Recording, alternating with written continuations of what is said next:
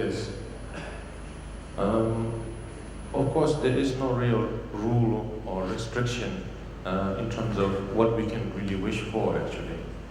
Obviously, of course, according to the Buddhist tradition, or not just tradition, but to the Buddhist method, it is said that the most wonderful thing to wish for is to become Buddhas, actually. One may think it's too ambitious, but there is no rule, there is no restriction, so therefore to wish to become Buddhas and Bodhisattvas, which is pretty much the same thing, actually. So, but of course, however, if one still feels that this is too unrealistic, it doesn't matter. You can, or any one of us, or every one of us can wish for whatever we want. The trick is that when we aspire, we have to, as I said, aspire as fervently as possible, without any distraction, without any other thoughts. And when I say any other thoughts, I mean to say the worry or the anxiety, or in other words, the expectation. We have to pray it without expectation, that's the thing. When we pray or aspire, we pray as fervently as possible, but at the same time, the fine line is that we don't expect for the result. For example, let's say I wish to become a Buddha, but I don't, but if I can, I try not to worry about the result, whether I will become a Buddha or whether I will not become a Buddha. That's the fine line. It is as simple as that, actually. Obviously, we are, how to say, if you think of a race or if you think of, in terms of species, we are definitely a type of species who worry a lot, of course, who are almost by nature always worrying. And so therefore it may be difficult to, of course, to also stop worrying, but trying to stop worrying may become another form of worry. So therefore, in a way one could say that we are all united under one banner, that we are all worried. So in this case, although, as I said, as I mentioned, the simplest point, which is not to expect and to worry. However, of course, since we have built up this habit of worrying still, if one feels that because of it, again, my aspirations may not come true again, and so therefore again fall into despair. This is possible, of course, and so therefore in this case, the approach is that if the habitual pattern of worrying rises, then once again we let it be again. Meaning we don't worry about it. We let it worry. We let the worrying aspect of ourselves be. If it wants to worry as much as it wants. But we don't take part in it. We just let the habit do whatever it wants to do. But at the same time, what I want is, what we want is simply to aspire. That's it. So in that way, then we don't fall into a conflict with ourselves. Now that's the mindset. That's how we motivate ourselves. Now, in terms of the words we recite, the words we repeat, the words maybe that are shown on the screen or in your booklet, when you recite those, again, of course, there may be another type of worry that, what on earth am I actually reading? And so therefore, in this case, we don't have to worry. Of course, there is a reason, which is that not to put ourselves in an inferior position, but to be in good terms with ourselves. We recognize that at the moment we are like children, let's say. And so we don't become embarrassed for the fact that we realize that we are at a childlike state in terms of we may not have the full information in terms of how to aspire. And so therefore, what we do is we read and recite these what is known as perfect speech, meaning these prayers are not composed by some, how to say, out of some random thoughts, out of some, how to say, some drunken state or something like that. But these are words formed, composed by actual realized Buddhas and Bodhisattvas. And so therefore, in this case, we can completely rely on these words. And when we rely on these words, what is happening is that, the way we have to think is that that these words are spoken, obviously, from the very lips of the Buddhas and Bodhisattvas, and we just follow that rhythm, you know. And so, in terms of their skill and their experience, obviously they have direct experience of actually how to form the simplest of speech and the most profound speech in order to help us transform our sort of childlike state right now into a state of an enlightened attitude. And so therefore we can completely rely on these words. All we need to do is just follow the words. In this case it may be a little bit exotic because it's not in your language, but it doesn't matter.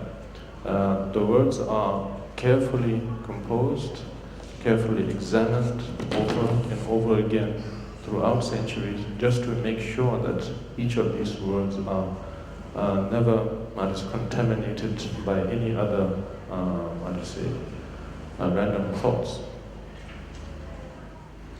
Then finally now, we have nothing else to do, of course, for the next few hours, but simply to relax, of course. Make yourselves comfortable, of course, in your sitting position, and then follow the words, and every now and then, if random thoughts seems to creep in, you just let them be. You can force it out from your mind. You just let them be, let the worry do its own thing. But you yourselves just follow the words, and every now and then, if you feel that you need a bit of an inspiration, because you feel that you're just following some random noise, and then once again, remember what I said so far, that in your heart, whatever you think is most important in this case, beside what is already suggested in the teachings, in the Dharma, then think of what you think is most important. For example, maybe the health of your parents or your child, or some fellow friend, dear friend, or it could be some other thing. So whatever you think is important, there are no restrictions in terms of you are not allowed to think of that. You can't think of that. Maybe use that as a very useful cue to actually once again engage into the practice. And so therefore, tell yourself that you don't have to do anything physical, even mentally you don't have to do anything stressful. All you need to do is just follow the words, and then try to sort of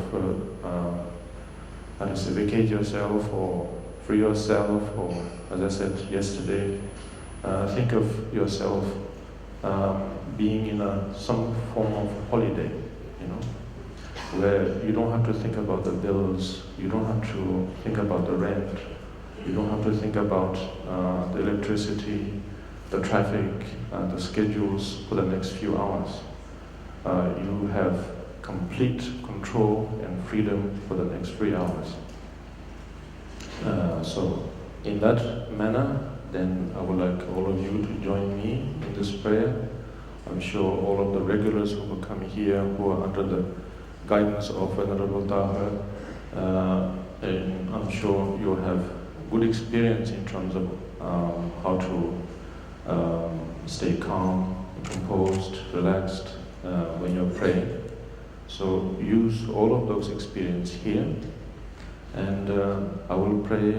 All the Venerable Sanghas, Bhikshus and Bhikshunis, they will also pray, and you also pray. You don't have to think too many in terms of numbers, or I wish my friend was here to pray with me, or I wish my parents or my children also knew how to pray. So that kind of positive worries, but nevertheless worries nonetheless. So you don't have to think too many of those things. You just do what you can do here in the best of your ability. Then all will be well.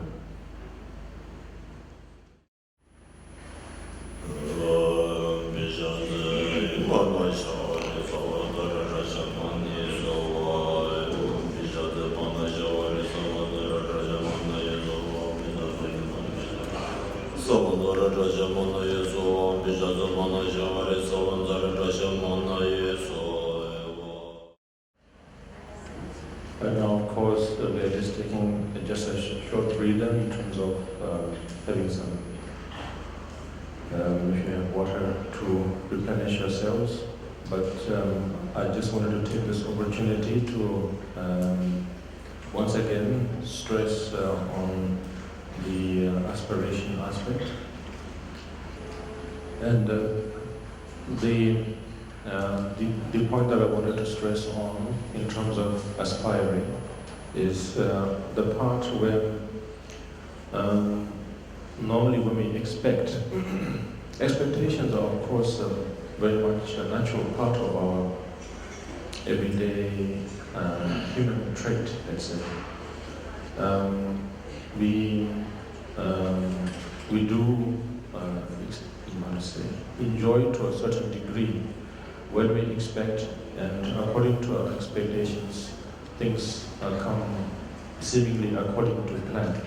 Of course, there is a sense of satisfaction, there is a sense of enjoyment, but the reason why in the Buddhist method, why they say that one has to be observant and careful with expectations, not necessarily to say one has to completely negate, completely remove expectation, but something that one has to be careful of is because when we expect, for example, for anything, for good weather maybe, something as simple as that, and then let's say it happens, yes, and we enjoy it.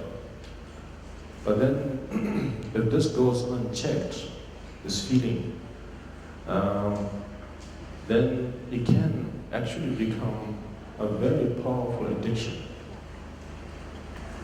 Of course, we ultimately cannot, I don't mean to sort of bear bad news, but the fact is, of course, we cannot ultimately stop addiction, or any kind of addiction, of course, alcohol, substance, anything.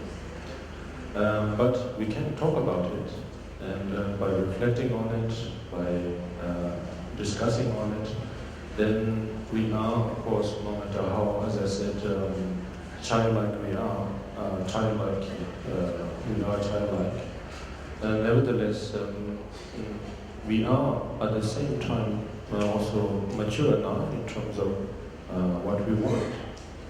And so therefore, without having to be told by someone or anyone, we will know what to do.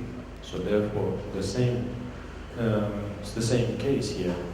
From all of the addictions, probably the most powerful addiction, actually, more than any sort of substance, probably the most powerful addiction is actually expectation. And this thirst and yearning of results. Could be happiness, could be anything. And so therefore, since we are trying to do something very spiritual and genuine, obviously we don't want to ruin this, yes? We want to cherish this, we want to see through to the end that it goes as genuine and beautiful as we have initiated. And so therefore, it's very important to observe how powerful these expectations are. So therefore, for example, if you are wishing long life, happiness, prosperity, anything, even Buddhahood, that if it's all right to have some expectation, of course, because that's how we are born up, more or less born. But nevertheless, to somehow make it aware as much as possible to yourself that this doesn't turn into an addiction. If it happens, then all the merit that we accumulate will, will not, turn into something bad, but it will become a waste. So therefore, it's very important, besides, of course, taking care of other types of addictions. Could be coffee, could be tea, could be anything, or sugar or candy. The essential part here is to really not force oneself, but at the same time, in a very mild yet and subtle way, to make sure that what we aspire now, for example, during this session, doesn't turn into some kind of a seed for addition of results and success.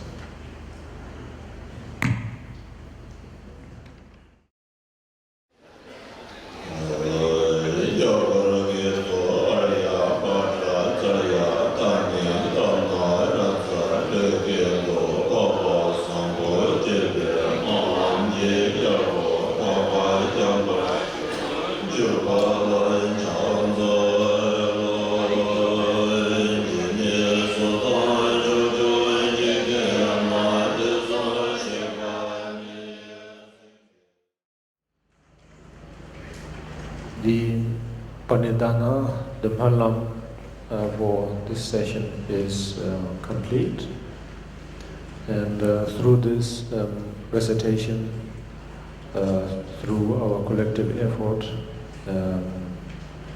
of aspiring for the virtues, will definitely, of course, amount to amazing things. When I say amazing, in terms of the accumulation of both merit and wisdom, has, in a way, found its way to become timeless or limitless or inexhaustible, because of the lack of expectation, actually. Because the way we aspire is very fervent, very genuine, and we don't take any ownership of it, meaning we dedicate them all to everyone. And so therefore, although this accumulation may not be visible or tangible as let's say solid material forms or shapes or colors, the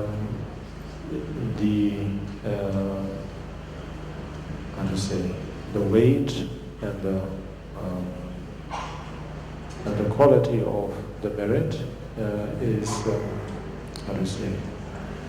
flawless and inevitable, meaning that it will benefit. So therefore, you don't have to expect Then, finally, I hope that all of you enjoyed your time here. The more we spend time, or however much we can spend time in the practice of Buddha Dharma, we will find all the joy we need. So therefore, without,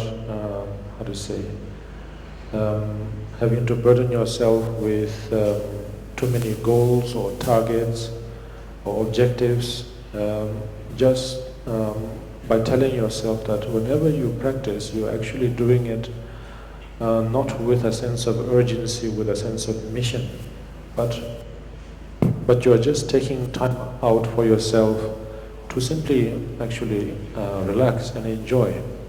And by doing so, by trying to develop a mentality like that, will automatically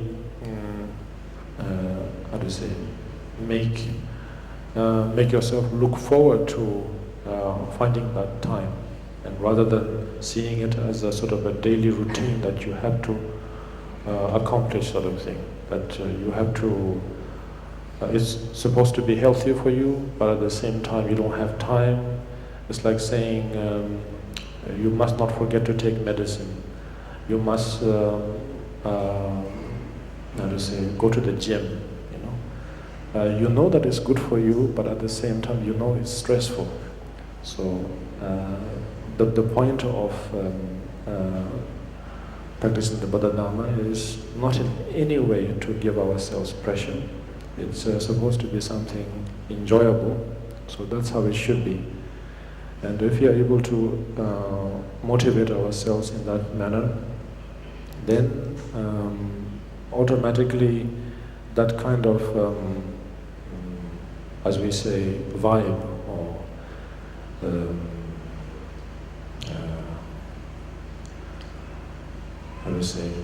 influence, will be there to the people around ourselves. So it could be our family members, it could be friends, it could be colleagues, it could be even strangers. And then they will understand that change of body language in yourself without having to actually tell them without having to actually sell what you enjoy doing, having to promote some form of a propaganda on them. Just by being yourself, just by yourself actually enjoying your sort of the way you carry yourself, the way you behave, your body language will automatically change. And then that brings comfort, stability, sense of confidence, that when the people around you come near you, that somehow they can sense that whenever they are around you, that they feel more at ease. And so therefore, they will want to know, they will become curious in a good way. They will want to learn the same thing. And you tell them, should they wish to learn, then you also tell them exactly how you do it. That you're doing it simply because you like it. Not because someone said so, not because you have to do it, but you like it. So it's like that, I think. As I said earlier, expectations are interesting, but nevertheless, it's not a must that we have to expect. Others around us may be used to expect for a long time. Maybe that's how they grew up. We don't have to correct them, of course, but we ourselves, if we are aware, then it's not a must that we have to follow that same pattern and continue to expect and teach that habit to others, to the other generations. Because as I said, when we expect too much, then it slowly can turn into some sort of an addiction where you have to see the results, otherwise you're not happy. And if that happens more and more, if you allow that to happen more and more, then slowly it builds anxiety, especially great disappointment when it doesn't happen. And then you begin to doubt your own effort, you begin to doubt your own, let's say, enthusiasm, and then one begins to get confused and lost. So therefore, the approach that Bodhisattvas initiate and continue and see through all the way is that they don't bother too much with expectation. They just do it, as I said right now, because they enjoy it. They enjoy, for example, helping people. They enjoy generating merit. They enjoy, for example, honestly, not bothering about expectations. In that way, then they can see that the everyday pattern almost transforms into some sort of a wish-fulfilling jewel, as if everything is already taken care of, sort of thing. And in that way, then they have simply no pressure at all. And that is what we are trying to achieve. And if you are able to do so, I mean, if you put little energy every day into not expecting too much, before you know it, you will have achieved it.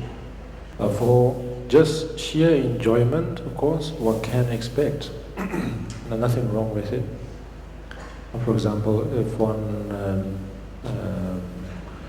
plays chess, let's say, or watch a sport or something, just for the sake of enjoyment, one may take a side, and see where it ends up. But it's just for laughs, nothing more.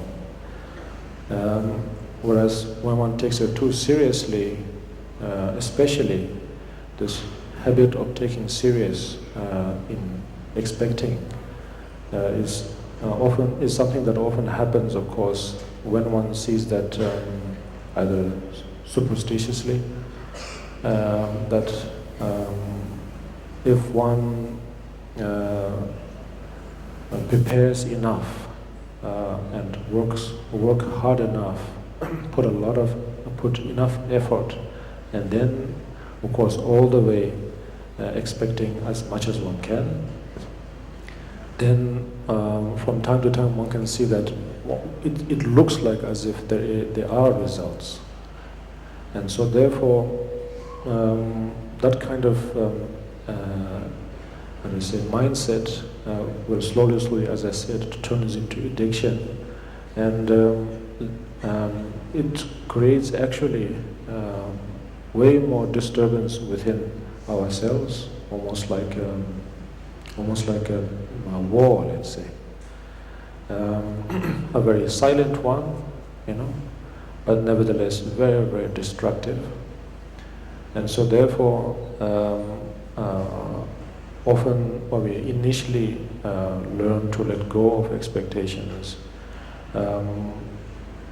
initially there may be certain symptoms that one feels that this is not the right way, this is like child's play, that I'm not taking the situation seriously, and so I may have doubts and anxieties like that creeping in. And so these are very normal. One doesn't have to worry that these thoughts come. It's like the experience of peacetime. If there was a lot of war, and suddenly if there's a peacetime, one is actually more used to the wartime than the peacetime.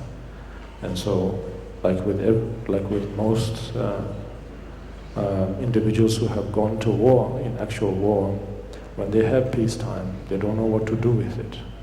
There is immense sense of boredom, and the quietness and the peace actually creates even more disturbance. So it's something like that. So therefore, we don't have to pay much attention to it. These are things we can expect, but bottom line, if we, on a step-by-step basis, let's say, on a day-to-day basis maybe, or on a week-to-week basis, if you slowly, just for fun in a way, to begin with, to expect less and less, yet at the same time when you do things, you do it wholeheartedly. If you wash your dishes, you wash it wholeheartedly. It may, but you don't expect it to be clean all the time, let's say. Maybe it gets washed, maybe it doesn't, but you do your best. And often it's a very, not just a spiritual thing, but even on a worldly manner. We say that I did my best, and so therefore I have no regrets. Yes, same thing. So in here, when we do things, we do it fervently, wholeheartedly, but at the same time, we don't expect anything in return. And then we will always be at peace. 好，谢谢大家 ，Thank you so much.